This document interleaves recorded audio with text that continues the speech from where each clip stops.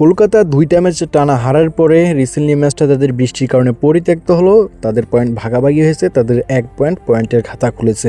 অন্যদিকে লখনৌ প্রথম ম্যাচটা হেরে দ্বিতীয় ম্যাচটা কিন্তু ভালোভাবেই কামব্যাক করেছে, ভালো একটা উইন ছিল।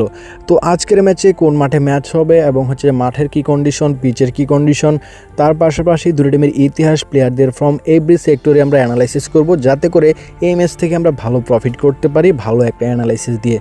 তো ইন্ডিয়ান প্রিমিয়ার লিগের 15তম ম্যাচের সম্পূর্ণ অ্যানালাইসিসটি দেখবেন, আশা করি আপনাদের ভালো লাগবে। ভিডিওতে লাইক করে চ্যানেলটিকে সাবস্ক্রাইব করে আমাদের পাশে থাকতে পারেন। পরবর্তী ম্যাচের আইপিএলের অ্যানালাইসিসের ভিডিও কিন্তু এই চ্যানেলে সম্পূর্ণ বাংলা ভাষায় পেয়ে যাবেন। আজকের ম্যাচের অ্যানালাইসিসটি প্রথমেই শুরু করব আমরা মাঠ দিয়ে। মাঠ কিন্তু খুবই একটা ইম্পর্ট্যান্ট একটা বিষয় ম্যাচের জন্য। তো এখানে দেখতে পারবো আজকের ম্যাচটি কলকাতা নাইট রাইডার্স টিমের হোম গ্রাউন্ডে হবে, ইডেন গার্ডেনে। তো এই মাঠে কিন্তু এবার আইপিএলে একটা ম্যাচ হয়েছে, সেই ম্যাচটা কিন্তু 226 রান হয়েছে। প্রথম ব্যাট করে হায়দ্রাবাদ উইন করেছে কলকাতার সাথে। এবং এই মাঠে যদি আপনি দেখেন, এবার টি-20 বিশ্বকাপে প্রচুর রান হয়েছে, কারণ এখানে আউটফিল্ডটা অনেক ফাস্ট, তার পাশাপাশি পিচগুলোও কিন্তু ব্যাটিং ফিল্ডে হয়ে থাকে।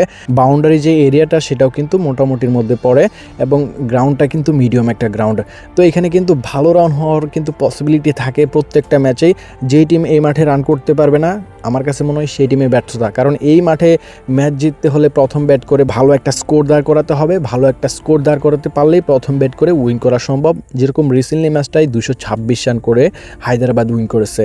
তো আজকের ম্যাচটি রানের মাঠে হবে এবং পিচগুলোও কিন্তু ব্যাটিং ফ্রেন্ডলি থাকে। তারপরেও এখানে কিন্তু টসের পরে কনফার্মলি জানা যাবে কত নম্বর পিচে ম্যাচ হচ্ছে, ওই পিচে রিসেন্টলি ম্যাচগুলো কীরকম গেল এবং যে এখানে ব্যাটিং না বলিং ফ্রেন্ডলি, সেটা কিন্তু টসের পরেই জানা যায় কনফার্মলি আপডেটটা। তো টসের পরে আমরা সেই আপডেটটি পাবো। তো সেই আপডেটটি পেলে তো আর ভিডিও দেওয়া ওই 30 মিনিটের মধ্যে জানানো আপনাদের সম্ভব না। সেজন্য কিন্তু আমরা আমাদের একটি টেলিগ্রাম চ্যানেল খুলেছি। ওইখানে কিন্তু আমাদের টেলিগ্রাম চ্যানেলে আপনার টসের পরে কত নম্বর পিচে ম্যাচ হচ্ছে, বাউন্ডারি এরিয়াটা কতটুকু বড় এবং এখানে আরও ডিটেলসগুলো শেয়ার করে থাকি। আপনারা জয়েন হয়ে সেই ডিটেলসগুলো পেয়ে যাবেন টেলিগ্রাম চ্যানেলে। তো আপনারা জয়েন হয়ে নিতে পারেন। এই ভিডিওর ডিসক্রিপশন বক্সে আমি আমাদের টেলিগ্রাম চ্যানেল লিঙ্কটা দিয়ে রাখবো। টসের পরে পিচের যে আপডেটটা, কত নম্বর পিচে ম্যাচ হচ্ছে, বাউন্ডারি এরিয়াটা কতটুকু বড় থাকবে, আরও ডিটেলস শেয়ার করব। তো অবশ্যই জয়েন হয়ে নেবেন। তার পাশাপাশি এই মাঠে কিন্তু বোলিংরা তেমন সুবিধা পায় না, ব্যাটসম্যানদের রাজত্বই থাকে। ভালো রান করতে হবে, ফার্স্ট ব্যাট করে ম্যাচটা উইন করতে হলে। ওভারঅল দিক থেকে দেখতে গেলে প্রথম ব্যাটের জয়ের চান্স কিন্তু বেশি দেখা গেছে প্রথম ম্যাচে। এবং রানটা যদি দেখি, এই মাঠে ভালো রান কিন্তু অ্যাভারেজ করে প্রত্যেকটা ম্যাচে হয়ে থাকে।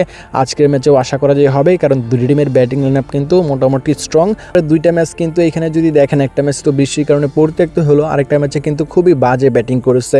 অন্যদিকে লখনৌ প্রথম ম্যাচটা হারার পরে এখানে রিসেন্টলি ম্যাচটা ভালোভাবে উইন করে আসতেছে। এখানে কিন্তু ভালো একটা কামব্যাক বলবো। তো বৃষ্টির কারণে পরিত্যক্ত হয় ম্যাচটি। কলকাতা একটি পয়েন্ট পেল, পয়েন্টের খাতা তাদের খুলেছে।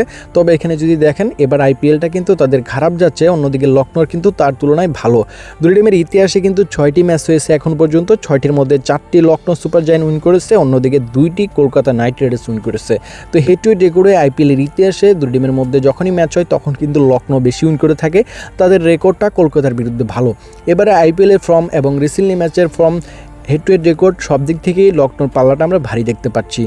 আজকের ম্যাচের উইনচেসের দিকে গেলে দেখতে পারবো, আজকের ম্যাচের উইনচেসের দিকে কিন্তু লখনৌ এগিয়ে থাকবে। অনলাইন রেট এবং পাবলিকের ডিমান্ড সেটা কিন্তু লখনৌর বেশি, লখনৌ কিন্তু বাড়তি টিম থাকবে। কলকাতা নাইট রাইডার্স টিমে বোলিংয়ের অনেক ঘাটতি আছে। তাদের টিমে যদি আপনি দেখেন, বরুণ চক্রবর্তী, সুনীল নারায়ণ, তাদের মেইন বোলারই কিন্তু এখানে ফর্মে নাই।